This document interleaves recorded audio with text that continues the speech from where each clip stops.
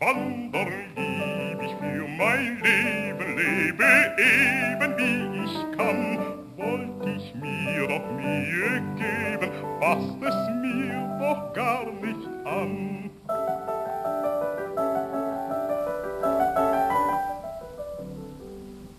Dear Diary, it was a beautiful day outside, pouring rain with bursts of thunder. Rain has gotten a bad reputation, as most view a rainy day as a gloomy, depressing one. But why should that be? A constrained life is what's depressing, not a rainy day. I, Anastasia, am in love with rain. The smell, the feel, the sight of a magnificent downpour only serves to refresh me. And behind the rain are some unexplained mysterious forces lingering, watching over me. I walk through the wilderness getting completely soaked. From a distance, I heard loud laughter and shrieks of joy. As I walked towards it, I came across these huge metal gates. These were the gates of civilization that I had long abandoned. You see, my darling diary, there are two kinds of people. Those that are content to live within constraints, and those that prefer to wander freely. The latter is very rare. The laughter began to grow louder and louder. At this point, my curiosity got the better of me, and so I wandered into the gates of civilization. There was an event of some sort being held. All the humans were shrieking in happiness and joy. Could something fun be happening? I, Anastasia, was in the mood for fun. So I eagerly made my way through the crowd, only to witness a most unusual spectacle. Lo and behold, there was a giant jigsaw puzzle laid out. But this was no ordinary puzzle. This was a human jigsaw puzzle. Thousands of humans had managed to be neatly intertwined and arranged to fit perfectly into the puzzle, which was growing in size at a rapid rate. There was a long line of humans eagerly waiting to be fitted. And each time a human would fit into the puzzle, it would scream with laughter and happiness. This was followed by a deafening round of applause. Come play with us. I looked over only to see a friendly-faced human with pointy ears. Oh, I don't know. I've never played this game before. What is this game you play called? I asked. It's called groupthink. Come and join us, the human encouraged. As soon as I agreed to play, the other humans immediately carried me on their shoulders and proceeded to fit me in the puzzle. It doesn't look like I can fit, I said. But the humans pushed and squeezed me, all in tremendous effort to make me fit. I found it all so funny and started to laugh hysterically. I don't think I can fit. My legs are too long. Again, tried to bend my legs, but I still could not fit. I remained in a ridiculously amusing, lopsided position on the floor.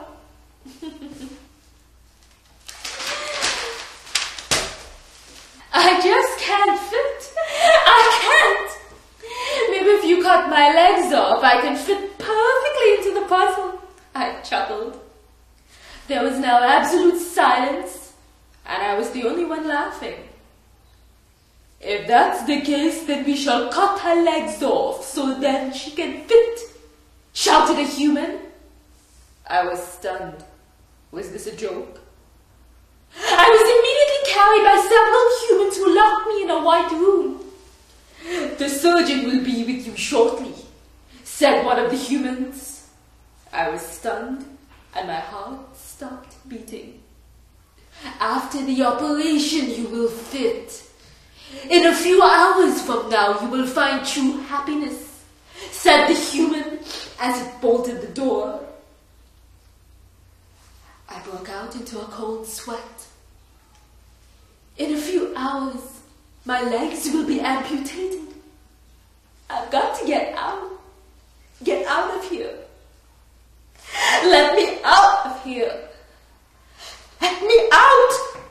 But no matter how hard I kicked it, the door just wouldn't budge. Don't worry. You will be happy soon. I turned around only to see a few more humans near me. I see they've got you too, I said. Yes, I couldn't fit into the puzzle.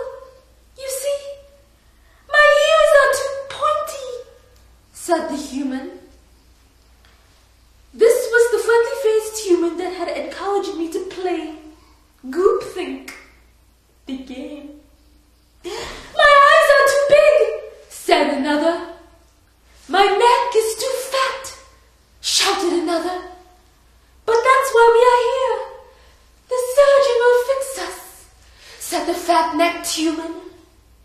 But don't you want to escape? The wilderness is not too far away, I said. Why should we go? There is nowhere to fit, remarked the pointy-eared human.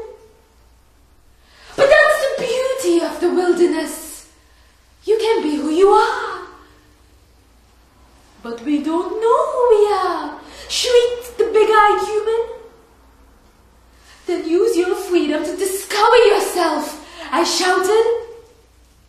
But my words fell on deaf ears. They were now looking out the window at the human jigsaw puzzle. We want to fit. We long to belong. That's who we are. We feel safe among many, said the fat-necked human. Go ahead then. Then lose your soul, I growled. I was getting increasingly agitated at these brain-dead humans.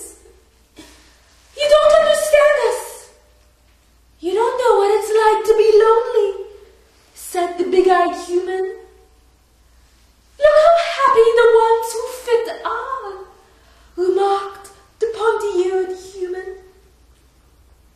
You think happiness is based on how well you fit? No, the humans angrily answered. We just want to be happy among people so we don't feel lonely. It was useless to argue with them, and I began to feel a sharp pain in my heart. It felt as if a knife was moving within me. What's wrong? Asked the pointy-eared human. Do you feel our pain in not fitting? No, I growled. I feel pain, but it's not the same kind of pain. It's the pain of being only one who does not want to fit. And even though I was in a room with others, the pain of loneliness started to gnaw at me. Don't worry, I'm sure the surgeon can mend you, said the pointy-eared human. I have no desire to fit. Your willingness to fit is making me sick and causing me pain. Suddenly the door opened and the surgeon appeared. He had a knife in one hand and a syringe in the other. Strangely enough, there were no guards. But guards were not necessary, for all the humans formed an orderly line and patiently waited in a most submissive manner. This was my chance to escape. I kicked the doctor, who promptly fell to the floor, and I bolted out the door. Wait, screamed the pointy-eared human. I grabbed its hand and ran. I was almost out the gates of civilization before I could see the wilderness. Look, I shouted. The pointy-eared human was reluctant to move.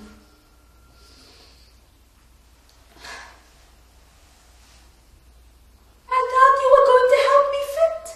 That's why I followed you, said the human. How could you think that? I asked. Your boldness and courage seem like good qualities that humans treasure, it replied. But then why would I want to fit? Come now. You can be free, I pleaded. The human stared blankly at me. Free was not in this human's vocabulary, and thus freedom had no meaning. I want to be happy, and I could only be happy if I could fit. I don't want to be lonely, said the pointy-eared human. It then turned around and ran back through the gates of civilization. A few hours later, I heard a shriek of laughter, followed by a deafening round of applause. The humans had fitted another human into the puzzle. It managed to conform perfectly into the tiny space allotted that was part of the puzzle. This human looked very familiar, but there was something different about it. The human turned and looked at me from a distance. It was then that I realized it was the pointy-eared human that fit so perfectly. Except this time, the pointy-eared human had no pointy ears. In fact, it had no ears at all. Its ears had been sliced off brutally, and the sad part was that it was sliced off by choice.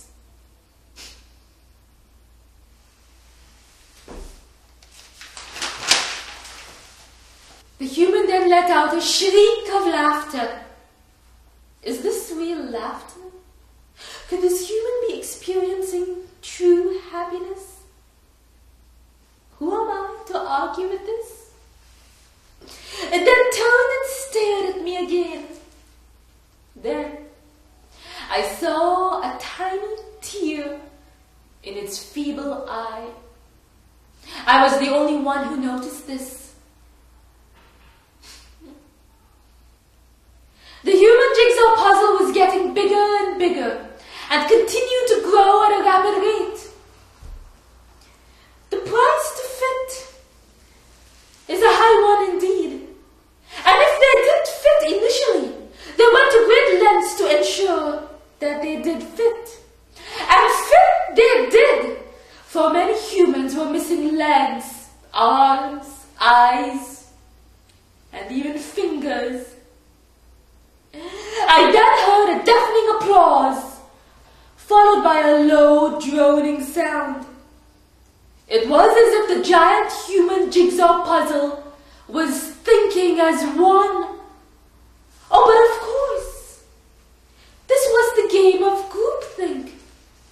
The objective is to fit and think as one. The pain in my heart had grown deeper, for I felt very depressed after my whole ordeal with the human jigsaw puzzle. I walked off into the wilderness. My footsteps produced a quiet echo as I walked through the forest. I felt as though I was being watched. Suddenly, birds of all kinds started chirping. It was almost as if they were applauding me. I gazed up into the trees, only to trip over a tree branch. As I lay there, stunned, a small, furry creature sat near me.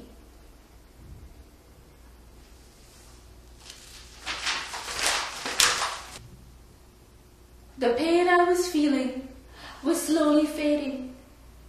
It was then that I realized that these creatures were welcoming me. The chirping got louder and louder, almost deafening. This was real, genuine applause. I, Anastasia, felt happy because I was free. The pain I was feeling was slowly fading. It was then that I realized that these creatures were welcoming me. The chirping got louder and louder, almost deafening. This was real, genuine applause. I, Anastasia, felt happy because I was free. And even if this means that it's the wilderness I must be in alone, then it's the wilderness that I shall be in. Anastasia.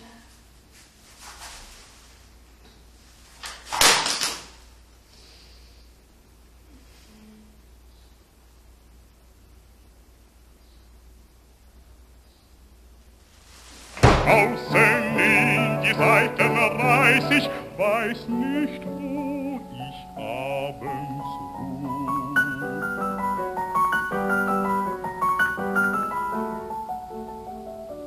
Manche Schöne macht wohl Augen meinet, ich gefiel ihr sehr.